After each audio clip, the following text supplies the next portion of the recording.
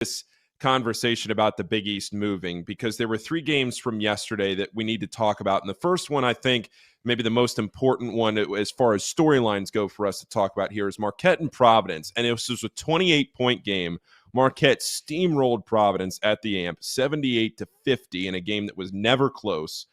But for a 28-point win, I think there's a lot of nuance to this game. There's a lot of things that we can talk about on both sides. So I want to ask Mike, I want to ask you this to start off the discussion. Does this win for Marquette, does this game in general say more about Marquette, or does it say more about Providence and where these teams are right now? I mean, I think it says more about Marquette, to be honest. I mean, I'm not sure there's a team in the country in college basketball that breaks your spirit as fast as Marquette can break your spirit. Okay, like they just, I mean, Providence hops out to an 8-2 lead. The dunk is energized, and then you look up and it's 28-10, and it's a 26-2 run from Marquette, and you're like, what the hell just happened? And so, you know, this is a collection of dudes that they're always focused, they're always tough, they're always physical, and they don't allow you to exhale. They just don't. And you have to play a full 40-minute game against Marquette. And Providence didn't do that. And in about a 5-minute span, that game was done. And so that's, you know, people talk about with Marquette, they're like, well, the turnover margin. It's like, well, they don't turn it over and they turn you over. And that sounds simple, but to me, that tells me all I need to know about your mental makeup as a team. And you know, offensively, you are intelligent, you have an identity, you take care of possessions.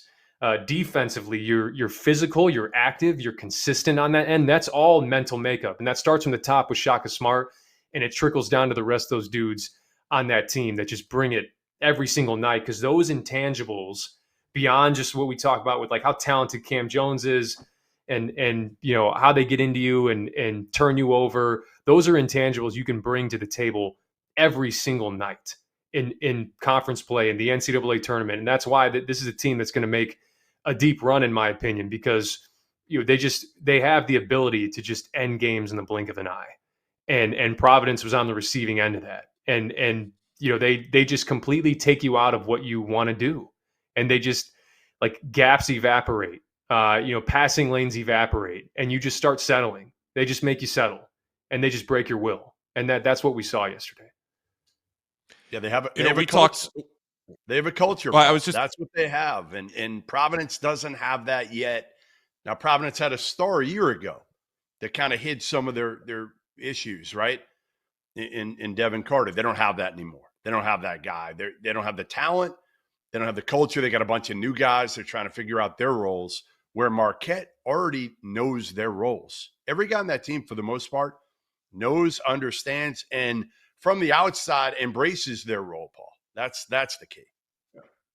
Well, and I think you make a good point. And that was what I was going to say, was we talked so much before the season about this Marquette team and how Shaka Smart didn't pick up any players in the portal and he didn't lose any players to the portal. And that was going to be the method to his madness this year, that they were going to roll with their guys. And I thought it was going to be a very interesting case study for coaches across the country to say, all right, what happens with Marquette? Is this a team that's going to fall off after competing as well as they did last year, making the second weekend of the NCAA tournament?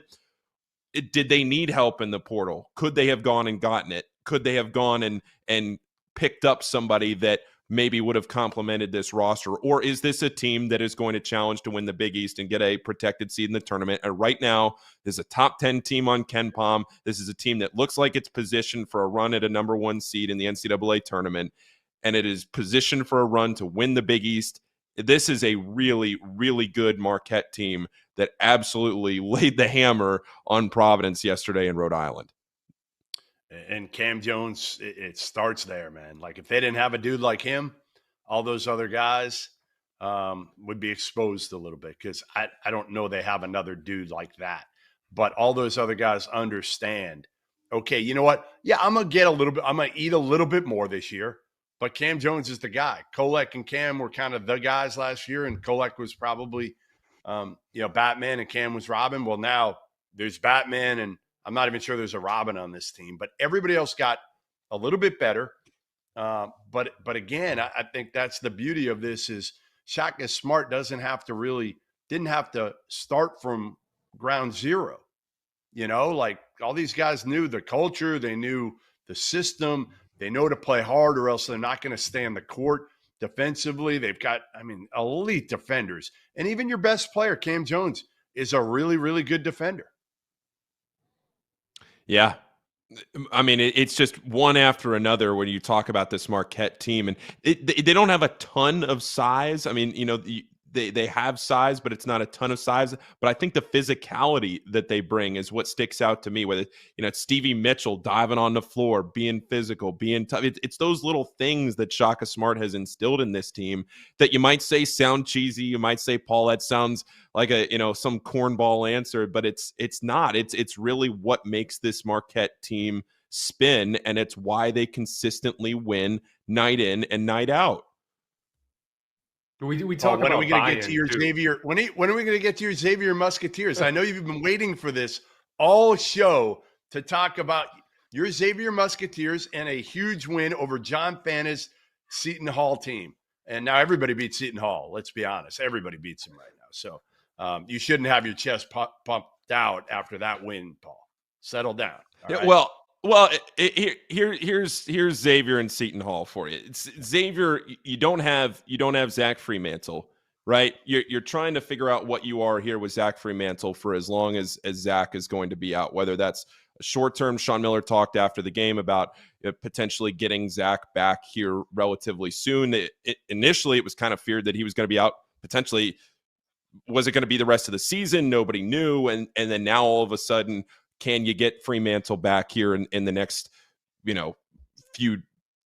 Who knows? I don't want to put any timetable. I would say much sooner than the end of the season. And so now here you are. If you're Xavier, where you were right there at the end against Cincinnati, you were right there at the end against Connecticut, you were right there at the end against Marquette. And none of them turned into wins. So you don't really have that resume win. You have the win over South Carolina and Florida. You have a win against Wake Forest that was good but hasn't aged great. But you, as a team, there are no moral victories, but you've been right there, even without Freemantle, against UConn in overtime and Marquette. And if I'm Xavier now looking at this, you have a chance at Georgetown on Friday night. Then you go back home against St. John's with a potential to pick up a really nice win, especially by metrics. And then DePaul and Villanova. This is a really winnable 5-game stretch for Xavier, where if you turn 5 wins out before you get to the end of January, where you have this gauntlet at the end of January of Marquette, St. John's, UConn, and Creighton in 4 straight games, that if you can pick up a win or two in that, I'm not saying that all of a sudden the season is completely turned around, but you go 4-1 or 5-0 in this 5-game stretch here, and then you reel off a couple of wins there. You're talking about a team that's right there back on the bubble and challenging for an NCAA tournament bid. Nobody would want to play them. Nobody would want to play them. Like if they're a first 4 team, you want to see them with a healthy Zach Freemantle and Conwell and some of these other guards. Hell no, nobody does. Yeah, and that's what I mean. Like Ryan Conwell goes for 22 yesterday. He fouled out. And Sean talked about that after the game, saying, Ryan, we need you to not foul out. He's gotten into foul trouble a couple of times this year. But Conwell had a really tough game against Marquette. Didn't play well. Gets that Christmas break, comes back, goes for 22. And that's where Xavier, because Xavier, I don't think has that one guy, as you were just talking about, Jeff, with some of these other teams. They don't have that guy that can just go get you a bucket at any point. Like, hey, clear out, score off the dribble, go get you a bucket. But this team has so many shooters. Dante Maddox has been playing better recently. And you know who else has been playing better in the last couple of games? Is Jerome Hunter. He missed all of last season. He has a heart issue. He has a torn Achilles. He misses an entire season, basically out of basketball for 16 months. And now he's come back in the last 2 or 3 games. He's starting to play better. That's where if you're Xavier, even without Freemantle, and then you mix Freemantle back into the fold, all right, now things are rolling a little bit. Mike, did